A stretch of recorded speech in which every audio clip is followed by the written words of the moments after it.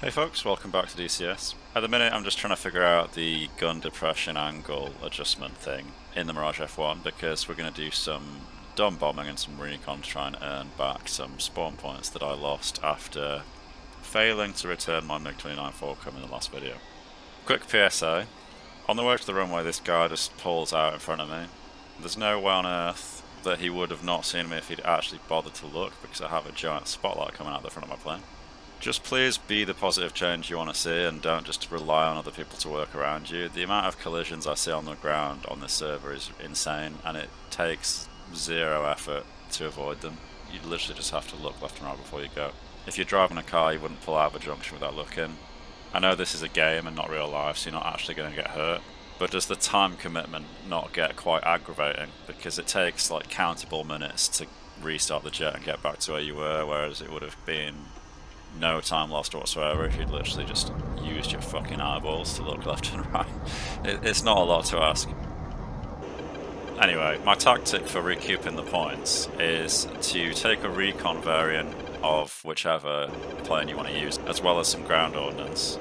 And then basically every time you go in for a ground attack run, turn your recon camera on, because any unit that you fail to kill, you will still be marking with recon. And you're more than likely going to have more camera film than you have ordnance. So after you've run out of ordnance, you can continue around and mark whatever other outposts you find. And then on the repeat sorter, you can go and kill what you marked.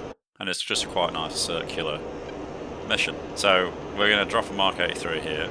I'm just guessing with the side depression at the moment. Looked like it went a little bit long. So my 115 moments of angle setting was based on advice given to me for using a different bomb, a lighter bomb, so I thought it'd be a good place to start. I'm quite surprised that heavier bombs go long rather than short. That really wasn't what I expected at all, but this time I'm going to come in and try and adjust my aim manually based on the fact that the last drop went long. So I'm going to aim short on purpose. I'm going to pickle about there. We'll see where that hits. Much better, looks like we wiped the camp. I'm using Mark 83s because they're huge, and if you get one hit in the middle, you'll pretty much wipe everything there.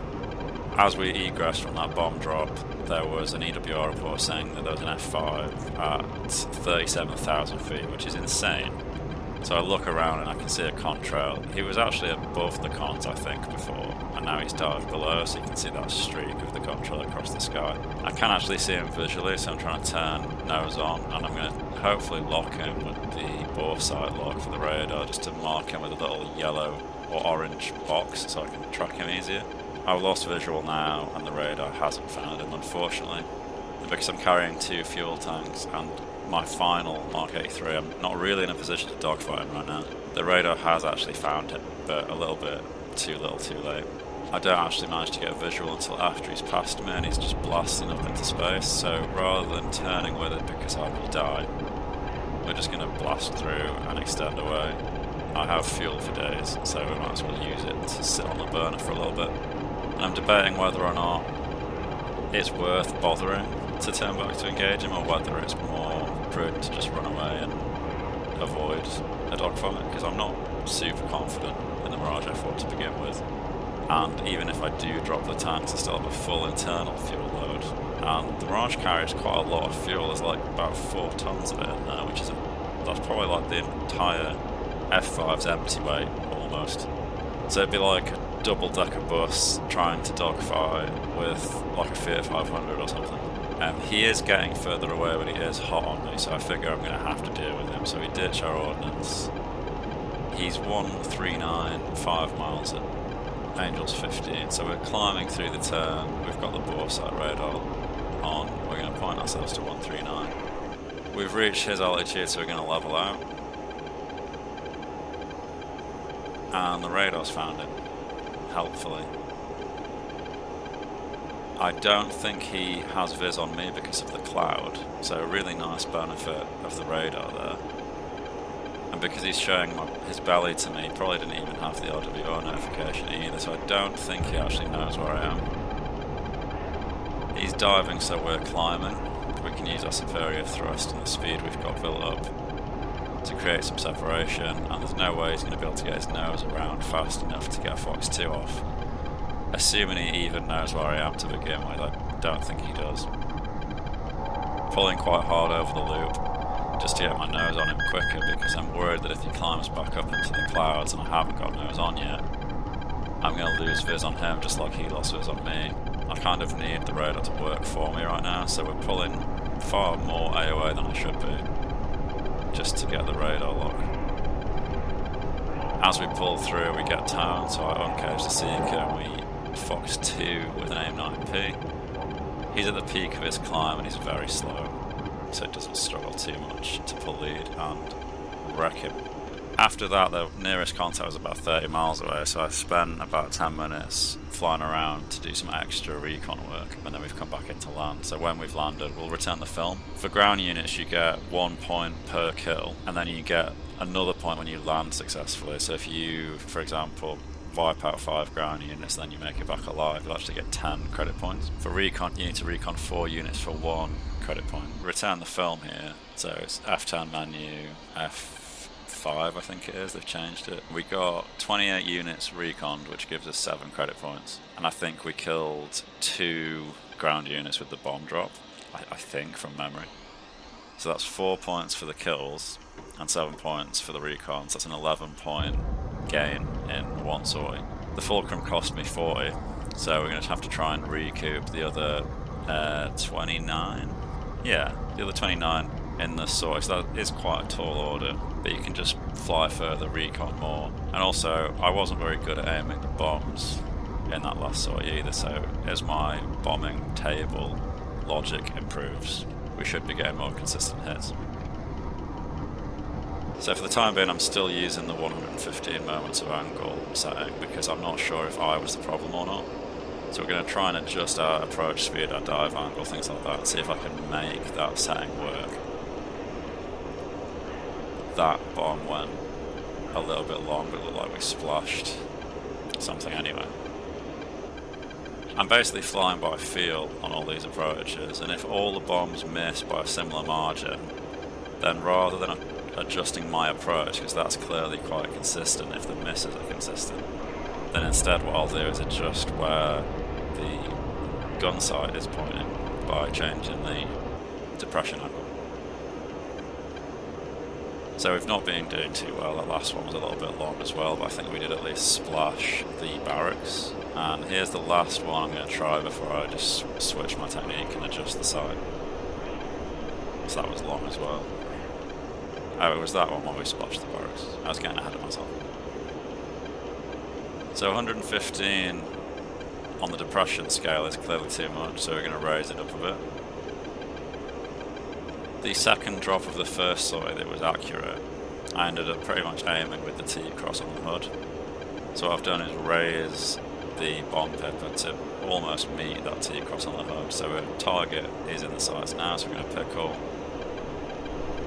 roll left and flick right to see the impact, and again, that was a pretty direct hit. So if you're flying the Mirage F1, bring Mark 83s and just aim with the T-cross on the hood. You want to be in about a 20, 30, 40 degree dive, regular cruising speed, and just drop when you get to the point when you feel like you're getting a little bit too close, a little bit too low, a little bit into the firing cone of whatever might be down there that could threaten you. As we egress, we get an A10 quite close on the EWR reports, so I'm just going to come in and try and gun him.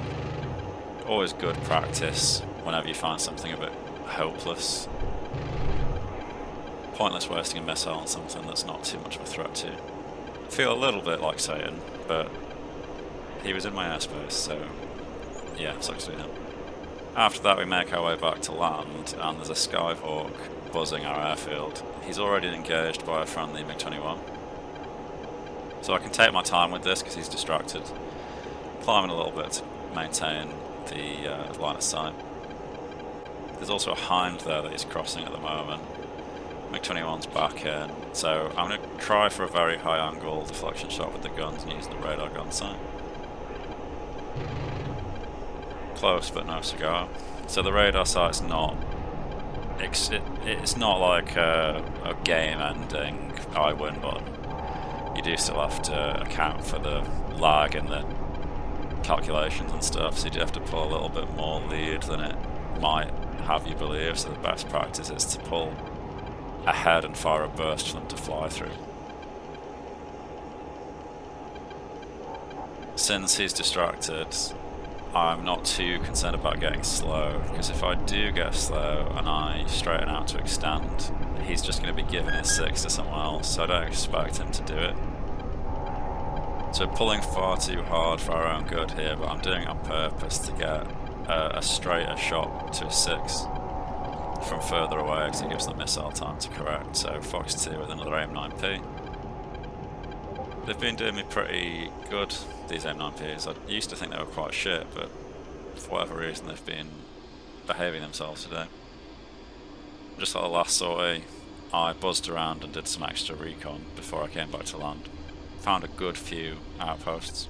If you have any tips for landing this thing, by the way, then let me know, because I used to struggle because it was very squirrely, but I think they've patched that now, and it's much more easy to control once you're actually on the ground. But the descent rate is elusive to me, so I'm actually quite quick now. I'm doing about 160 knots, and I've got full flaps down, so I feel like it should have a lot more lift than it does, but I feel like I have to pull a lot of AOA to not fall out of the sky, and it still lands very heavily. Like the MiG-21 is something a lot of people struggle with, but I find that quite easy to land, so there's clearly something wrong with me and not the plane.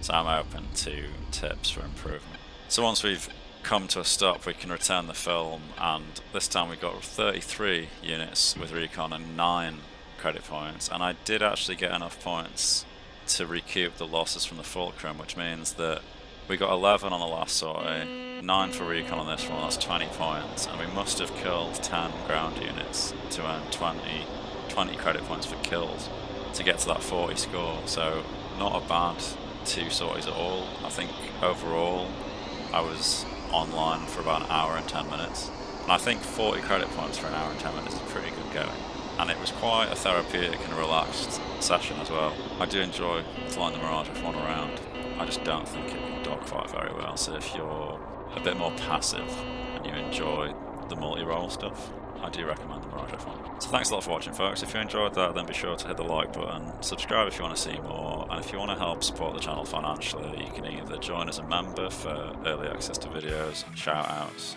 other perks. You can check the link at the bottom of the video. You can use the thanks button for a one-off donation, or you could check the affiliate link in the video description for air models and buy yourself a nice model, and then you get something a bit more direct out of it that way as well. So thanks a lot for watching, folks, and I will see you in the next one. Cheers.